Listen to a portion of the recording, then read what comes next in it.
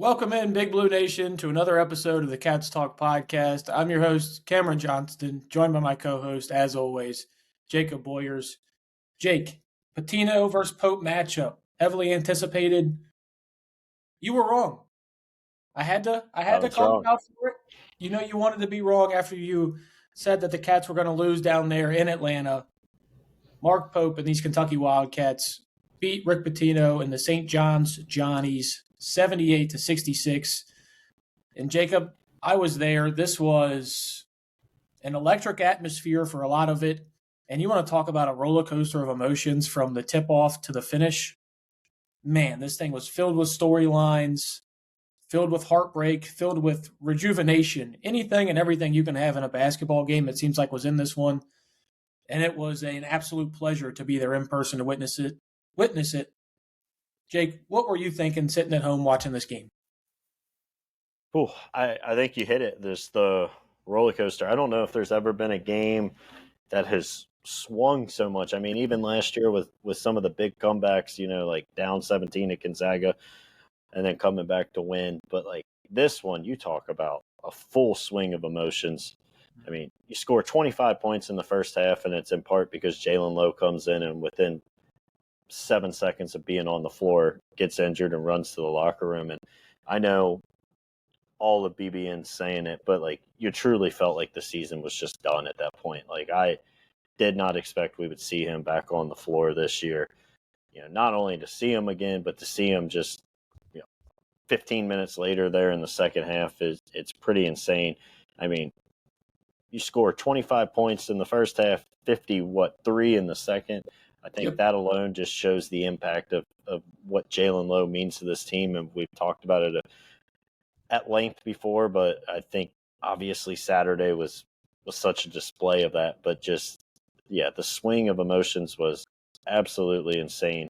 I went from just legitimately thinking the season was over and, this team's going to be a really, really poor team to now you got some hope, and, you could see if this team can stay healthy. And I know that is a pretty big if with Lowe's shoulder, but like if they can stay healthy, you can see the real potential of what this team can do.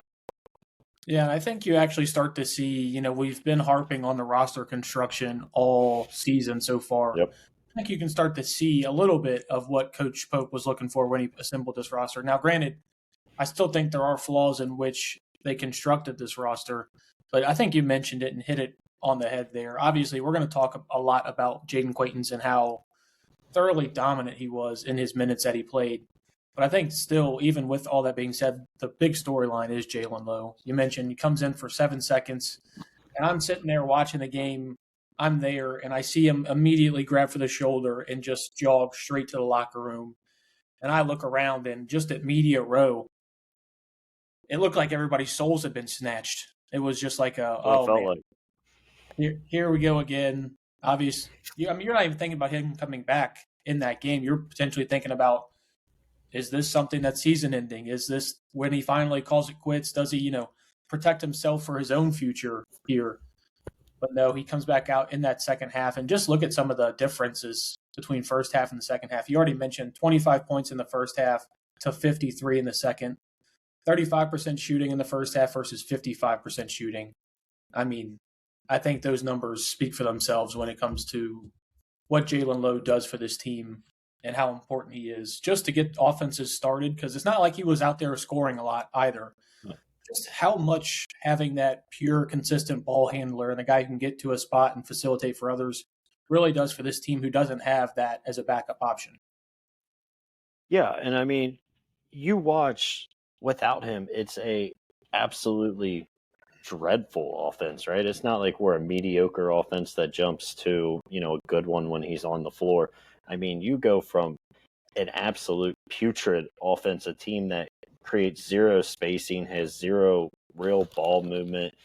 They take a lot of really bad shots, and you go from that to a team that can put up 53.5 against a Rick Pitino defense. Just like that by one player. And, I think it's insane.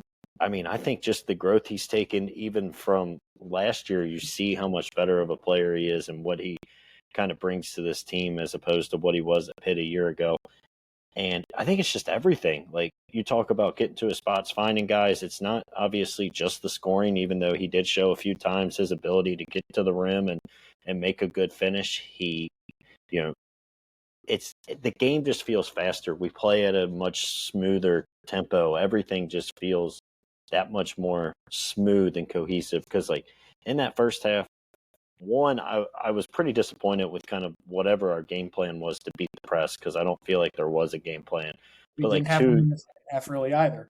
Yeah, but like especially in the first half without Lowe, like we were getting the ball up at 22 seconds constantly, and trying to work from there with a bad offense. And I think there were obviously still some turnovers, and I thought some poor inbound plays, but at least when Lowe kind of got the ball, he was able to quickly get it up court, and you were able to kind of get into what you were doing, a little faster than 8-10 seconds into the shot clock. So I just think all those little things, he really does just flip everything. The tempo, the ability to score, just everything kind of shifts with him. And I thought he would be extremely important to this team. Now you're seeing he is by far, I think, the most valuable player for this team, and the guy that you can't lose. And it stinks that it's the shoulder, because we've seen him hurt it on 3 separate occasions now. The blue-white game, practice, and then Saturday. So, like, the odds tell you, like, it's probably going to get tweaked again. But, as much as he can play, I think is really the difference for how good this team can be this year. Yeah, and I mean, really what you just said is it's what we're going to be saying all year. Something we're going to keep repeating ourselves throughout every game for the entirety of this season. I mean, some of the notes that I just had jotted down from this game, I mean, in the first half, St. John's only had 32 points. Anytime you hold somebody to 32 points and a half, you think, all right, cool, we're going in with like an 8-point lead going into halftime. No, Kentucky was still trailing down. They were still down 7 going into half. They scored 18 points in the first 16 minutes of the half. I mean, dude, it was honestly one of the worst offensive displays I think I've ever seen. They had 10 turnovers with 5 minutes left in the half. They were consistently turning the ball over. You mentioned they weren't able to break the press. And I know when you come in expecting Jalen to play a lot, you kind of expect him to be able to be that press beater. But you also knew that this shoulder can pop out, or it can slide or rotate at any time, and you're going to need that backup option. So I was as frustrated as you were with not having that, especially from somebody like Coach Pope, who knows nobody knows what Rick's wanting to do more than Mark Pope. So for him to not come in with some sort of game plan as to how to beat that, and I think that's something that really held us back in the first half, of not having anybody who could beat that press. And really, without that press, I don't know if St. John's is even as close in this game as they were. Like, that was how majority of their offense was gained. I mean, they had a lot of points in transition, and outside of that, dude, I really just felt like from the second half on, and I get there's a whole first half that we have to look at and acknowledge. But Jaden Quaintance and Otega Owe were the only reasons you were in the game in the first half. Like, if you take those two out, like I thought Otega played phenomenal in that first half. I did too. I thought without him that we don't even have a chance to get back in that game. It might be one of those games that at halftime you're talking about potentially not even putting Jalen back out there for the risk. But since we were able to keep it that way with Otega having a strong end to the first half, it allowed you to stay close and bring in guys like Jalen and Jaden. That's going to be tough to say all season, those back-to-back. But getting those guys on the floor, because, I mean, let's go ahead. Let's have the Jaden Quaintance talk now, Jacob. I mean, the guy comes in and immediately changes the game. He hits a turnaround bank shot, gets an offensive rebound in a block within his first 2 possessions on the floor.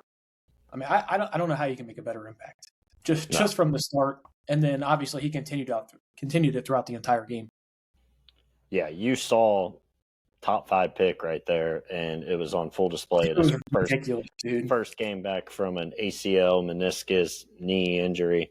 Like, unbelievable. I mean, you talk, and like, I kind of was excited to get JQ back, but there was a worry with me just because you see it a lot, guys coming off an ACL. It's usually, they can get back and play, but it usually takes them half a season to even a full year in some cases to really get back to where they were before that. And not only did he get back to where he was at Arizona State last year, I mean, he was better. This was probably the best game of his college career in 15 minutes against probably the best competition he's going to play. I mean, we were talking about how, Zuby, we weren't going to have an answer for, and he was going to kill us. And you kind of saw that a little bit in the first half. But, man, I mean, an 18-year-old Jaden Quayton's had him scared. He was seeing ghosts out there. I mean, I text you, for an 18-year-old, he is a man. Like, he's way stronger than I realized. I'm sure he put on some just because probably all he could do was lift weights for 6 months. But, like, he is just a specimen. And to go out there and get those dunks and get those rebounds and blocks, I mean, just back to the defense in general, man. I mean, we talked about it after Indiana, how well they played. That was a team that came in and dropped 110 against Penn State the week before they played you. I mean, St. John's was still averaging like 87 points a game coming into this, and you hold them to 66 with 27 of those coming at the free throw line. Like, we really made it extremely difficult. And I think just even in the 15-ish minutes that, Quayton's played, you saw just like how much of an uptick this defense can have. And, I thought they played obviously good defense in the first half, but it felt like we were smothering them in the second half. If they weren't getting to the free throw line, it didn't feel like they were going to score. Yeah, I felt like one of those just key moments in the game is when Ejiofor tried to back down Jaden Quayton's one-on-one in the second half there. Just has nowhere to go and then takes a contested shot. Obviously, Jaden sends it back. I mean, this is a guy you're talking about who – first thing I thought of, Jake, and I don't know if you've ever seen this video. If you remember Zach Randolph and DeMarcus Cousins beefing, going back and forth, and Zach Randolph looks at Boogie and says, "In my hood, bullies get bullied." That's the first thing that popped in my head when I thought of that matchup. And Jaden Quayton's was the bully in this one. And to see somebody who we know about the athleticism, we know about the spring in his step, how fast he is for how big he is. But you mentioned that strength aspect of his game.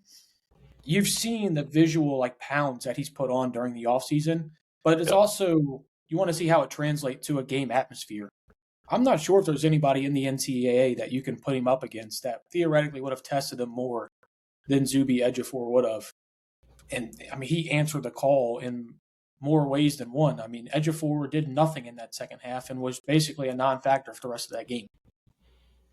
Yeah, Quayton's, it was, I think we were texting each other and you said it, like, he's everywhere on the floor, and he really was. But that strength that he's, and the extra weight he's put on has obviously not slowed down his athleticism, right? And for a guy that's coming off a significant knee injury, put on all that weight, you would expect him to probably play a little slower than he did a year ago, and he's nowhere close. I mean, he's still flying around all over the place, and a couple of those rebounds, just throwing guys to the ground, grabbing a rebound and dunking, it was like we were watching a mix of Anthony Davis and Shaquille O'Neal out there. It was pretty special, and you obviously see the NBA potential that everybody else kind of saw, and you really just kind of see it on full display. And I mean, if he plays like this for the majority of the year, this is a top 5 pick. Oh, absolutely. And I don't even know if that's up for debate. I mean, this is a game and he kind of mentioned it in his press conferences today. At no point was his number called on the offensive side of the ball. Everything that he got on the offensive side of the ball was him strictly dominating off of the offensive rebounds. I mean, he had 3 putbacks, obviously hit that turnaround where, Jake, I'm not sure, from my angle, I'm not going to say he was trying to bank that in. I'm just going to throw that out. I don't care. His first shot as a cat went in, so I'm all here for it. But this is an example of how dominant he can be without needing the ball. And I think that's something that this team needed, because we've mentioned Ortega has to have the ball to be dominant. Jalen Lowe has to have the ball to be dominant. A lot of these guys have to have the ball on the offensive side of the ball for their game to click. This is a guy who really gets his game started on the defensive side of the ball and then crashing the boards. And you see how much this athleticism is something. I mean, Jake, when we talk about UK and athletes that we've had in the past 5 years, where does he rank? I mean, he's got to be. Oh, last 5 years? I mean, yeah, he's up there. He might be number 1. That's what I'm saying. And this is a guy we're talking about just seeing him his first game after that surgery. First game against a highly anticipated matchup in Atlanta, in Catlanta, and he answered the bells in every single way. And honestly, like I had high expectations for Jaden Quaintance. I think mine were probably a little bit higher than everybody else's.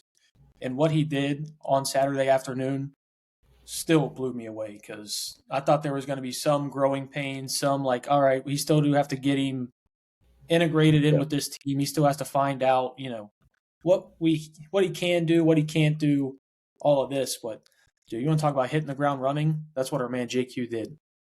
But like, and to your point, he didn't come in and like force anything. He didn't try to come in and be some dominant, ball presence on the offensive side of the ball. He just kind of came in and made plays where he could. Got a couple, offensive rebounds and dunks, or worked the ball around. I thought he also made some really good passes, but it just felt like he truly let the game come to him. And again, as an 18-year-old playing in, I know he played college basketball a year ago, but like this is by far the biggest game and probably the best competition he's played. And to come in and really just kind of let the game come to you in that situation and not get over anxious and, rush things. I think it shows that for such a young player, he's obviously extremely mature as well. I'll say the other thing just about this team in general, right? We were talking about like different lineups and like who do you play? I'll tell you what, man, if everybody's healthy, and I know that's a big if right now, if everybody's healthy though, but like I legitimately think now Pope's got 3 guys that when healthy, you have to play 30 minutes. And that's going to make it a lot harder on him, right, to go as deep as maybe Pope would quote unquote like, but like JQ, Lowe, and Ortega have to be on the floor, and they got to be out there, I think, when healthy, 30 plus minutes, 15 and a half easily. Yeah, I'm right there with you. And I have my 5. I have my guys. I think we're probably going to agree. It's the same 5 that I told you last week. Yeah. Surprisingly enough, obviously, health is the biggest factor, and I think Pope probably knows that lineup he wants to use the most. But I think what we're seeing a lot of this is just how many guys were playing so out of position and so out of a way in which prohibits their best basketball from being played. We've obviously beat to death how much different Ortega plays when he's playing at that 2 guard. I mean, even in the second half, how good was he not having to, run some of the point there? And a guy that I want to mention because Jake, I said sneaky guy to watch in this game. I talked about him. I kind of set it up to a T. I said he's going to hit a couple. Talk about him. Knock down some big shots, and that's Cam Williams. And him playing at the 3, allowing, and granted, that can be Mo Diabate at the 4. You can call whoever the 3 or the 4 in that. But allowing him to truly play in that position where he doesn't have to be a bruiser, doesn't have to, match up with guys theoretically like Bryce Hopkins or, ones that stylistically would give him a fit, is allowing him to do so much right now. And I think with the addition of JQ, especially back there, you're talking about 2 superb athletes with him and Cam.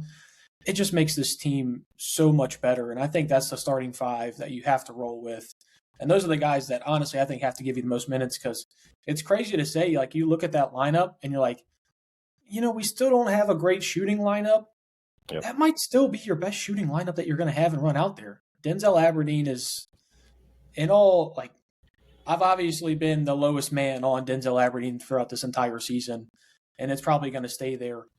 Right now, man, I think these are just cardio minutes for him. I think he's really giving you kind of like the Tony Snell treatment. I like him as a backup option to where if Lowe's in foul trouble, you need somebody to give Ortega a breather. But I think he's going to have to find a way to be a knockdown shooter of some sort. Like, he's got to find a way to shoot the ball at a high clip to earn these minutes on the floor, because I don't know what else he's bringing you. It's funny because for really start of the year and most of the year, we've kind of talked about like who's going to get squeezed out and play a lesser role. Will it be, Colin Chandler or Denzel? And like now I think there's a real world where it's kind of both of them, right? And, to say that like a month and a half ago when Chandler was looking like our best player on the team, like it's pretty crazy. And I still think Colin can play a lot of really good minutes, but I do agree with you. Like, that's easily your best lineup. And you've seen it really 2 games in a row now, obviously minus JQ, but like Lowe, Ortega, Cam Williams, and Diabate kind of being out there. I mean, that's the lineup. He went with those four down the stretch against Indiana. Obviously, went with those four plus JQ here. Like, I think it's a threat to be your best lineup. And to your point, it's probably not the best shooting lineup on paper, but you don't have anybody theoretically that's making shots anyway. So you might as well just go with who's going to play the best defense, who, if open, can knock down open threes. We've talked about it. Ortega's hitting threes when open at a decent clip. Cam Williams finally knocked a couple down. Hopefully that's just kind of what he needed to see to spark it. I think Lowe hit one. You got enough to where they have to respect it. And here's the thing. You may not be the best offensive team, but when you got JQ down there and Mo Diabate, you're going to grab a lot of offensive rebounds, a lot more than other teams, and get some, chances at second chance points. And I agree. I think that's just the lineup you gotta roll with, and then obviously Colin and Denzel playing backup roles, helping out where they can, and then you kind of rotate the bigs of Malachi and BG, who I thought played pretty well. I thought I've always been a big proponent of not playing two bigs. I think I made that pretty clear last year even, but I like even seeing JQ and BG out there together. I think just because of JQ's versatility, I think makes that a lot easier to do. But I thought even at times that could be a solid lineup. So when you need to give Mo a break, I don't think you necessarily have to slide Cam down and bring in one of those guards. I think you could bring in one of the bigs. Yeah, I'm glad you kind of hit on that versatility of JQ and it allowing you to play two bigs, because it really reminds me of, and I texted you this, and I don't want Big Blue Nation to take this and run with it, but it really does, the versatility that he has offensively and defensively. It's almost like you don't have another big out there. Like he offers you so much defensively, and then on the offensive end, it is like you have a big, but he can also get out and move. And honestly, unselfishness, you brought it up earlier as well, being able to do whatever the team needs game by game basis. And obviously, we're putting a lot into one game. But, dude, it reminds me a little bit of Anthony Davis. Again, I know, lofty comparison there. I'm telling you, Jake, that's the first signs that I got when I saw that. I thought of physically, I thought of Anthony Davis when he finally put on some weight in New Orleans towards the end of his New Orleans career. And got me excited. I'm going to be honest with you. Yeah, I mean, how can you not be? Everything that I saw from JQ, I love. But I'm glad you brought up Malachi Moreno, too, because outside of a couple of defensive lapses with Zuby Ejiofor, which we kind of mentioned before this game, that's something we didn't want to put him in that kind of situation because we knew that was something Ejiofor was going to kind of feed off of. He had a couple baskets there in a row to get himself going before that. But Malachi, I thought, was tremendous in this game. He had strung together a couple of bad games back to back before this one. To start off the game with a block and send that back, and then to get 9 rebounds, 8 points on 4-6 shooting, 2 blocks. I mean, I think for a true freshman facing off against Ejiofor and Bryce Hopkins, I think this guy gave you more than you could have even asked for. Yeah, I thought he was really good. And you mentioned it. We talked about, we didn't think this is obviously the matchup for him, but I thought just him coming out and obviously showing that he wasn't scared and, had the big block and kind of got everybody fired up. An underrated stretch that I haven't really heard a lot of people talk about. I mean, that stretch to start the second half where he had 6 straight points or whatever, that was huge. Yeah, that got you back in it. It really kind of had you treading water until you brought Lowe in there a couple minutes into the second half. I mean, that was a huge stretch. And again, I think he did have 6 of our 8 points to start the second half or something. So you mentioned it again, and 9 rebounds. And then again, BG, I don't have his exact stat line here. I don't know what it looks like, but I thought just another game from the eye test, he looked really good. And I think this is kind of the role you're going to see him. We've talked about it for 2 years now. Where he can probably be the best is in that 10 to 12 minutes. And you saw him play exactly right at 12 minutes here on Saturday. But when he was out there, it felt like he was constantly, had the motor going. He was a lot of different places. I think that's the perfect amount of Brandon Garrison, and I think you saw him kind of really fit that role. And if you can keep him engaged and keep him willing to play a role where he's only getting 10 to 12 minutes, then I think you can have something really special off the bench.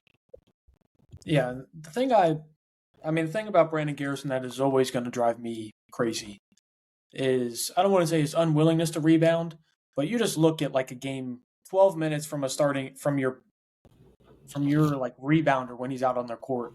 I can't have you only getting 2 rebounds. Like we see it from Malachi, played 21 minutes, got 9 rebounds. JQ plays 18 minutes and gets 8 rebounds in that time as well.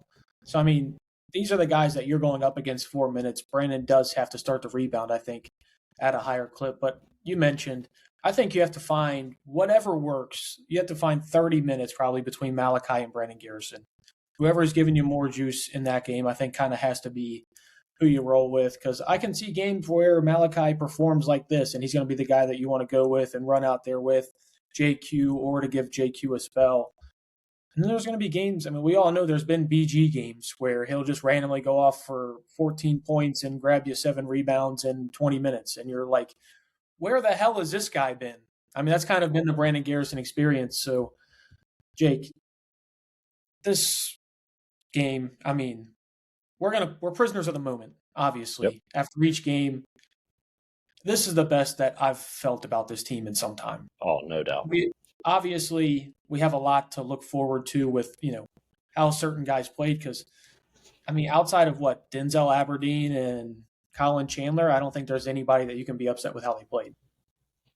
No, and I think you're starting to see the rotation come to form. We're really starting to see who needs to be out there. Again, this whole season, I think we both agree it's really just going to depend on injuries. Can Jalen Lowe somehow miraculously not injure his shoulder again? If so, I think you see that this team has potential to be a good team. Again, I don't think they're national championship level good, but you see the ability to be a really solid team. And I think it's obviously all just going to come down to health. But yeah, I mean, by far the best we've felt since probably we beat Purdue, in the preseason. Easily, yeah. So, I mean, I think you're starting to figure out the rotation. No offense. I mean, we're not seeing Yelovich out there anymore. We're not really seeing Trent Noah get more than a couple minutes. The rotation's getting squeezed. And I think you can put 5 solid players into a lineup. Now, we'll see how it works when you play against a team that can score a ton, but maybe we're just really good defensively, because like I mentioned, St. John's was averaging, high 80s. Indiana was averaging, right around that mark too. You held both of them in check under 70. So maybe this team is just a lot better defensively than even we act like. Yeah, well, I mean, we're going to get that test here, not this Saturday, but next against Alabama. Yep. So we'll get that answer on whether it's just these teams or if it's, or the defense is just that good. You kind of mentioned Trent Noah. I don't know if he could have put out a worse performance for himself to try and get more minutes and put himself. Yeah, I think the Trent Noah experience is over. Yeah. I think this was the final nail in the coffin. I think it was already there, honestly, but I think this was kind of that. I mean, 3 minutes, he had 2 turnovers and a foul in those 3 minutes. I mean, he made them count. I mean, not for the ways that you'd want, but he did make them count. And then Jasper Johnson, I think that's going to be a back and forth all season long. But I do kind of want to have that debate with you, because I think we would both agree on our starting 5 that we mentioned before just a little while ago. Who do you want to play that backup point guard role? Because I think we talked about this a little bit before the last game. I mean, who do you want to do that? Because right now you're looking at between Colin Chandler, Denzel Aberdeen, and Jasper Johnson. Those minutes are going to be cut tremendously between the 3 of them. So who do you want out there getting those minutes? Well, so I said you got to play Jalen 30 plus when he's healthy. So let's just say there's 10 minutes to go around. I mean, honestly, I don't feel good about any of them. I would probably still lean towards Denzel. I think especially if it's just 5 minutes a half, it probably doesn't kill you as much. You might go through a couple minute drought where you don't score, but I probably feel better about that. Like, no offense, I really haven't seen anything other than like a couple small stretches out of Jasper. And maybe it's just he hasn't gotten the, the run to really kind of get in stride and, you know, consistently get to the point he should be at. But like, I don't see a 5-star freshman when I look at Jasper. I don't see that translating at all. I mean, he looks like a guy that could be a really good, solid player down the line, but like, I don't personally see anything that really leans me towards thinking like this year he's going to be some big contributor. Maybe you disagree, but that's just kind of where my head's at with it. Yeah, I mean, for my personal opinion, I think you've seen enough of what you have in Denzel Aberdeen. Like this is a senior. This is a guy who has played enough. I don't think you can expect a jump from him, like at all. I think what you have is what you're getting. I mean, right now he's shooting, what is it? He's shooting 32% from three. I mean, even Jasper, who you mentioned, not a 5-star guard, or he doesn't look up to that billing. And for the most part, I'd agree with you. Doesn't seem to have that lateral quickness that you would expect from a guard to be ranked that high. Doesn't have that athleticism really either. Yeah. Even all that being said, he's still shooting 34%, so still shooting a little bit higher from three from him. And like neither one are playmakers. I don't think either one are great on the defensive side of the ball. I'd honestly just rather roll with Jasper until he forces you to take him out, just because at the end of the day, we mentioned this about Colin Chandler last year. Like we didn't see anything from Colin Chandler until about February. And then from February to March, he was one of the better players on the team and he had that confidence going forward. I'd rather try and instill that in Jasper rather than Denzel, who I think we all know what we have. I do want to get your thoughts a little bit on Colin. Like, what do you make of it? Because obviously, to start last year, he looked unplayable. We've talked about it. Started to play a little bit better in February, and then by March, he was one of probably your best 5 players. And then to start this year, at times he looked like your best player, and we all saw that Colin Chandler year 2 jump that we've talked about. And I mean, I thought back to Saturday, like he was back to looking a little like timid and like even kind of scared to shoot at times. I don't know. Like, do you just think like the Colin Chandler experience is just going to be a roller coaster? Is that just the kind of player he is, or what do you make of it? I've been always a little hesitant on the 3-point shooting that I think Colin displayed in the first 8 games of the season. I think I expressed that to you. Just the shot shape changes so much game to game. There's some where it's line drives, and in the other games he's throwing those moon balls. But I really don't know. I mean, you look at it, and part of you says, well, all those shooting numbers came from playing, Northern Illinois and Nicholls State and teams like that. And in the bigger games, he didn't really show up with that 3-point shot. I don't know, man. I think it might just be a lack of confidence thing. I think really he's going to be one of those guys that you're just going to have to ride with it. However high his confidence is however good he's going to play. Like you saw it in March Madness last year. Confidence was high. He was hitting threes, and he was a big part of that team. But I think a lot of what Colin Chandler does, kind of similar to Otega Owe, they're both good athletes. They both need to start on the defensive end making those plays. Because if you remember how Colin Chandler really got going last year, it was that he put on a pretty good defensive performance against Arkansas, against Cal. And that really started to jolt his season forward. He started getting more minutes, playing more, feeling more comfortable, getting his feet under him. I think there's a lot of guys on this team that defense turns to offense, and a lot of it starts on that end of the court. Yeah, I mean that could be the case. I've agreed with you. I didn't think he was like our best shooter or anything, and I thought the Colin Chandler that was shooting 55% from behind the arc probably wasn't going to stay. But to see him get back to just being timid, I think is what's kind of disappointing for me, right? I thought we were at least past that stage, and also like you don't see him looking to attack as much like he was last year at times. Like he's not getting to the rim. I mean, really in Indiana and St. John's, we didn't see it at all. I don't know if we've really seen it since he missed that one against North Carolina to tie the game. I don't know Yeah. I don't know if it's a confidence thing, but it's definitely something I hope he can get over, because I do think obviously a good Colin Chandler is still probably your best option of a 6-man or even potential starter at times on this team. So yeah, I hope whatever it is, it kind of gets figured out and he gets back to playing that not super aggressive, but just the normal aggressive Colin Chandler and doesn't look timid. Yeah, I think a lot of it could also just be explained to the fact that his role has changed so much game to game That's on a true. game basis of Yeah. like what he's needed and what he's expected to do. So maybe if we just have a consistent run of, 5 to 6 games where he just knows this is what the team needs from me for the team to win. Maybe it's something as simple as that. Early in the season, he knew in those games he just needed to be a 3-point shooter and play good defense. And when he did get the ball, attack the rim and show off that athleticism. I think during, that Gonzaga, North Carolina stretch where we are playing teams like that, we asked him to do a lot more, obviously Yeah. without Jalen and with those guys. And he kind of succumbed to the pressure, wasn't able to fulfill those roles.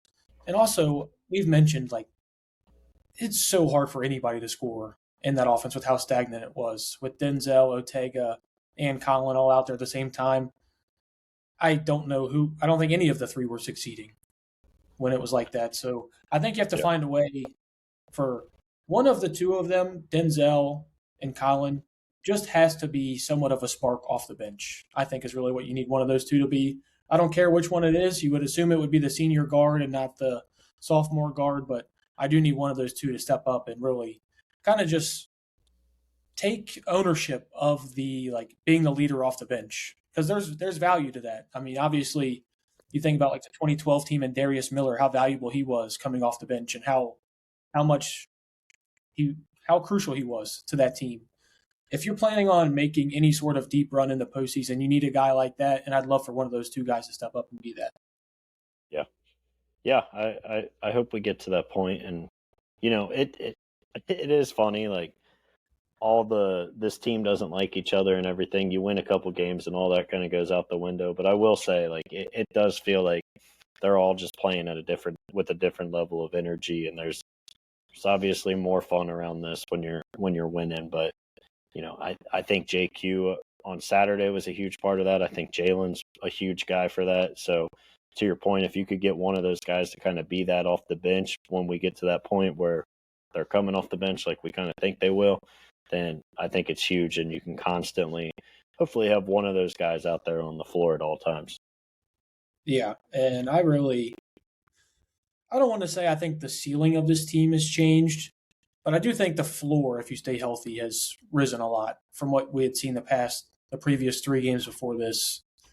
Yeah. And a lot of having a top 5 pick obviously changes a lot.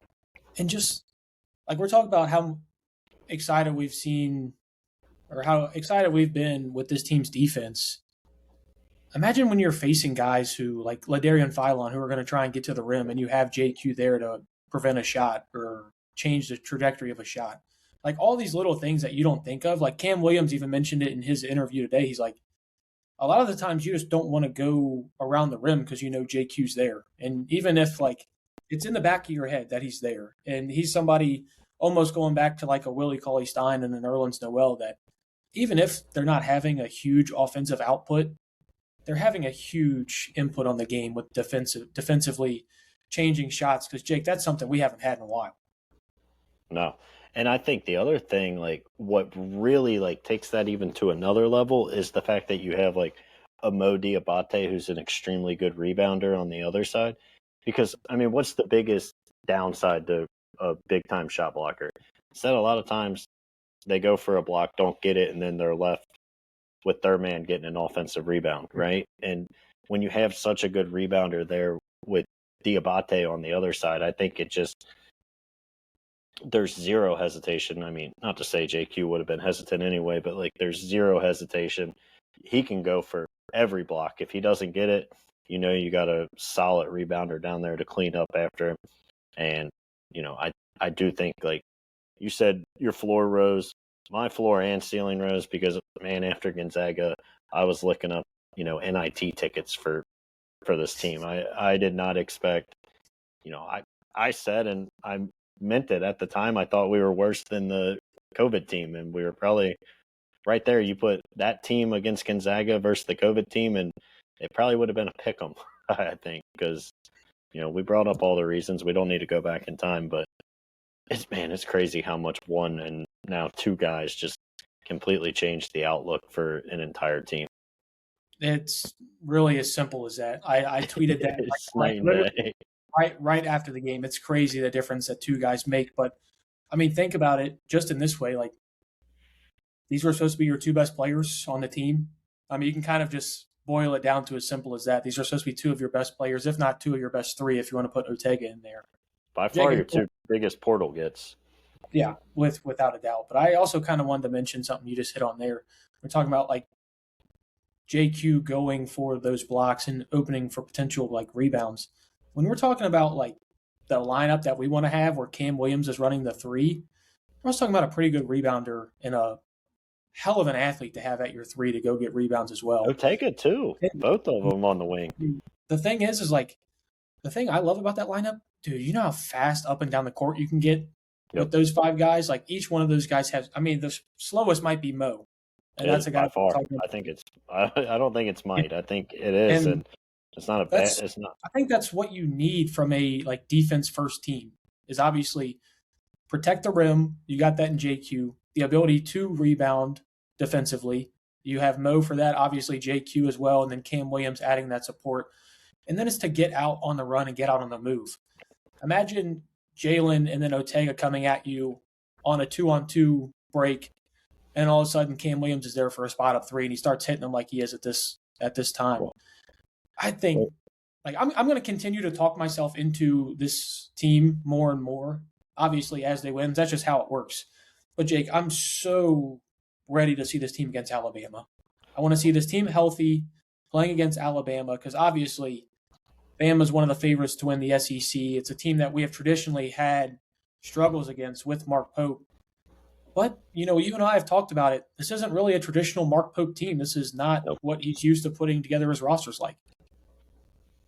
Yeah, and real quick, back to your that lineup in transition. I mean, you saw it on Saturday. The exact scenario you just lined up was how Cam knocked down both of his threes. I mean, if you watch the one, there was like two guys that ran with I think it was JQ that was kind of cutting to the basket, and they both went to him, and you're trying to stop ball with Jalen having it, and next thing you know, like you said, Cam Williams is right there for a pull-up three in transition, and there's just so much. You got pretty much three guys that can run to the rim, and you got to be scared in them with Ortega, Lowe, and JQ, and then you can have a spot-up shooter and Cam Williams to go out there. I agree. It's huge. When it comes to Bama, I do think I'm very intrigued to see that lineup, see how they perform against Bama. I think they can probably still score enough, but, like, it's not going to be like, when you beat Florida last year 103-100 or whatever, like, you're probably going to have to beat a team like Alabama or Florida, probably like, mid 80s to low 80s or something. But, like, I do think, I mean, again, we saw them drop 53.5. Like, that's not, we saw it a little bit in that Louisville game, right? Like, we still scored 80 something in that one. Like, so I think, like, this team it's insane to think one player in Jalen Lowe is that important between you scoring 53.5 or you're struggling to go out there and score in the mid-20s. Yeah, and that's 53.5 with only hitting 3 threes as well. Like, that's also the crazy part. Like, think about granted, it's still a huge if, but think about if Cam does start shooting more and starts hitting more of those. If Colin does get back to that early season form and starts hitting those. If Denzel just – and I feel like I'm crushing the guy, but, like, if he adds you, like, any value at all. And then we were talking about, like, Ortega's hitting 35% of his threes right now. You expect, like, one of those to fall per game. You start talking about this team's actually going to be able to score the ball pretty well as long as they can stay healthy. And Rick Pitino kind of came after the media a little bit after the game, talking about, Yeah, we got classic Rick after he lost, man. Yeah, he went there was only like one St. John's reporter in there, and he went after that guy for whatever reason. I felt bad for the guy. Everybody in the media room was like looking around like, Why'd you pick on that guy to go after? But I mean, to his credit, we yes. gotta we gotta Do blow we need to by it. have do we need to have a big picture view of everything? Yes. But also, Jake, you and I come on here after every single game. I can't tell you, yeah, they lost by 40 to Gonzaga, but they're missing a lot of guys. Yeah, No, no, we still got to have, and a lot of the reasons why we were so frustrated wasn't because they were missing Jalen or they were missing JQ. These are things that they can't control. It was the effort that was put on the court. And that effort on the St. John's game, like at the end of the game, there was like 3 minutes left. These guys are diving all over the floor for loose balls. These guys are getting dirty. They're working for rebounds. Night and day difference between what you saw against Gonzaga. And that's the reason why I think the media was more up in arms than what Rick made it to believe. Can we still talk about one?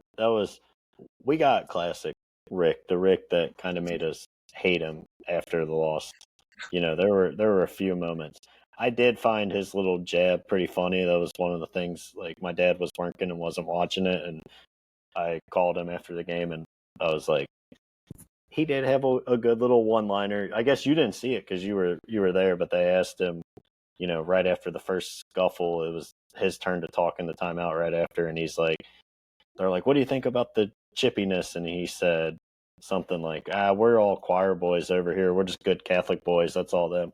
I thought Yeah, I thought that one was pretty funny, but like, I do think, I mean, you saw him. He was a little salty. He blowed by in the handshake line with Pope. He, wasted no time to kind of go after the media and everything else. I think we saw it. But can we just briefly talk about the fact they kicked a man out for scoring a basket on Saturday? Like in what world? And I know like Zuby got all mad about it that he scored.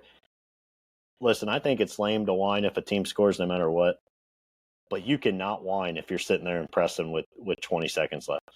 no kidding. You're saying that like we're still playing this game, we're still trying to, get a turnover. You don't get to then cry because someone, we finally for the first time beat your press and get an open layup. Like I thought that was incredibly lame. And then the fact that they teed Mo up is mind-boggling, honestly. Yeah, I mean, you saw most comments on it after the game. The same guy gave him both of his technicals. Obviously, Yeah. he's still upset and frustrated with it. But you mentioned, I mean, first off, I don't think really either one of them should have gotten teed up because I mean, it's just them talking. Separate them and inbound the ball, and the game's over. Shouldn't have been technical fouls for either one. But I mean, edge of four. I mean, dude. He got embarrassed a little bit Saturday. Like he thought he was going to come in and have his way against 18-year-old Malachi Moreno, and then all of a sudden he went up against an 18-year-old man. In the words of Vince Marrow, a GROAN grown man. Yeah, we don't need to bring. I had to give a little shot at Vince and we don't need to bring up that bum. his spelling bee title, but we don't need to bring up that bum down there in Louisville. But just a shot, just a little shot here and there. Well, that's why I called him a bum right there. I need to get him a little shot.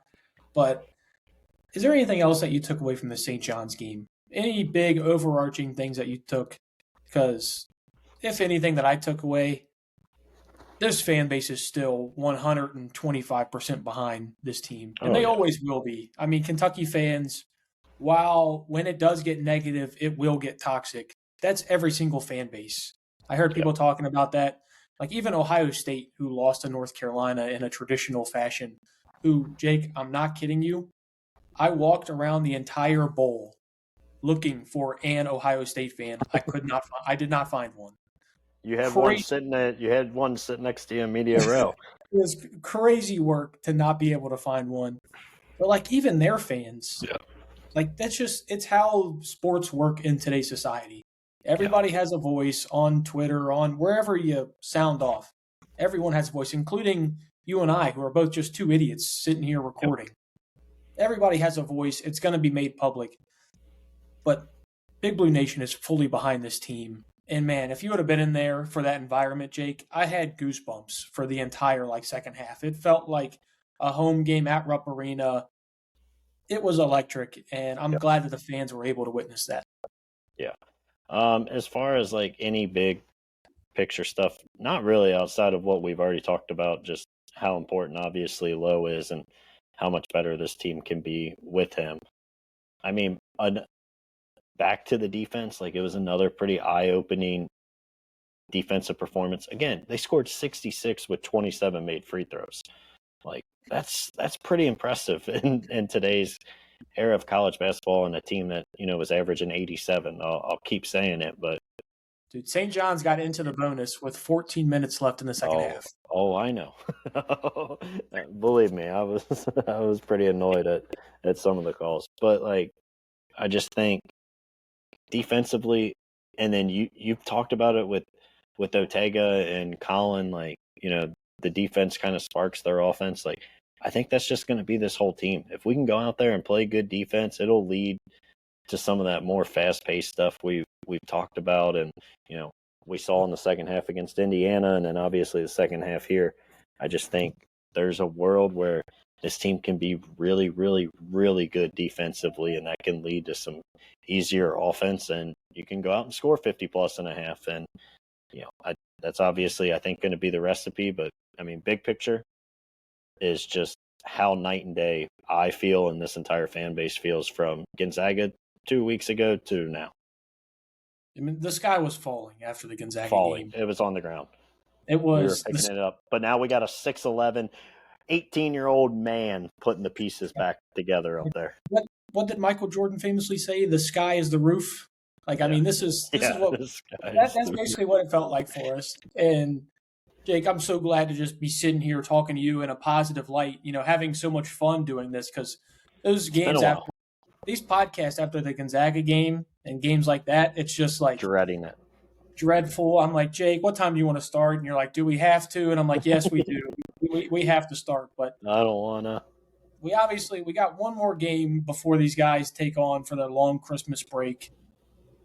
Jake, what do you want to see, if anything? Like, is there any? Obviously, this game's at 1 o'clock, so it's going to be even tough for us to watch. We're both working men out here, so it's going to be tough for us to watch.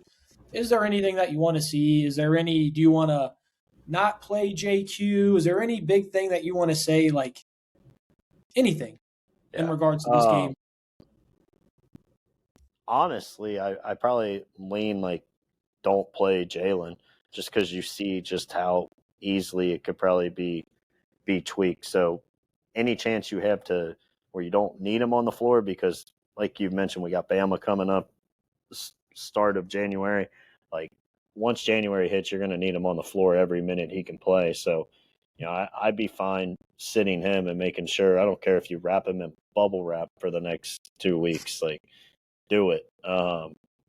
So yeah, I would actually probably cheer if they don't play him. JQ, I think you can still play him. I don't know if he needs to go play that 30 minutes we talked about, but just kind of continue to get him back in basketball shape. And I mean, hell, it looks like he's already there, but continue to get some run under him and build all that up. I mean, as far as everything else, man, Bellarmine's really, really, really bad. I mean, this is going to be, again, one of those 300 net teams. Like, I don't care which 5 you put out there, you're probably going to win by 25+. So I guess for me, like, maybe see Cam Williams knock down a couple shots at Rupp, because that's like the one place we haven't seen him make it. So maybe if he can, make a couple there. And I mean, that's really it. I think you're going to kind of cruise no matter what. Yeah, nothing about what I'm going to say is pertaining really to this game, but you mentioned it. Everything's about health with this team. Yep. You only play 3 games over the next 15 days. So I do want to see Jalen play a little bit, because I don't want him to go from the 20th of December all the way until January 3rd without playing with this team in a game atmosphere. So I'd like to see him get out there at least a little bit, just to try and run up that lineup that we think is going to be the starting lineup. And then outside of that, man, it's just which one of these guys wants to step up? Is it Colin? Is it Denzel? Which one of those two? Because right now, I think we're at the point, and even throw Jasper into that mix. Which one of those 3 can take the more minutes you think they're probably going to get against Bellarmine? make a little bit of it and, build that momentum going into the Alabama game. Because really, you mentioned it, Bellarmine is terrible. Just get out of here without injuries, and I think I'm good. Yep. I mean, just again, take care of business. But I think you could probably even play like Trentino at 35 minutes, and you're going to win this game by 25 plus. I mean, this is not a very good team. So yeah, just find a way to keep your fingers crossed and get out of there healthy. Jake, you know what's crazy, man? We're about to have like a full week without a podcast. I feel like I do one of these with you every other day almost. So from me to you, Merry Christmas to Miss Kate and the girls. Merry Christmas to all of Big Blue Nation. For the Cats Talk podcast, Cameron Johnston, Jacob Boyers. Follow us and subscribe to us on YouTube, Instagram, TikTok. The Facebook, Jake, the Facebook. We've found our niche with the Facebook community. Follow us on there as well. Big Blue Nation, Merry Christmas. We love you here. Go Big Blue. Merry Christmas, BBN.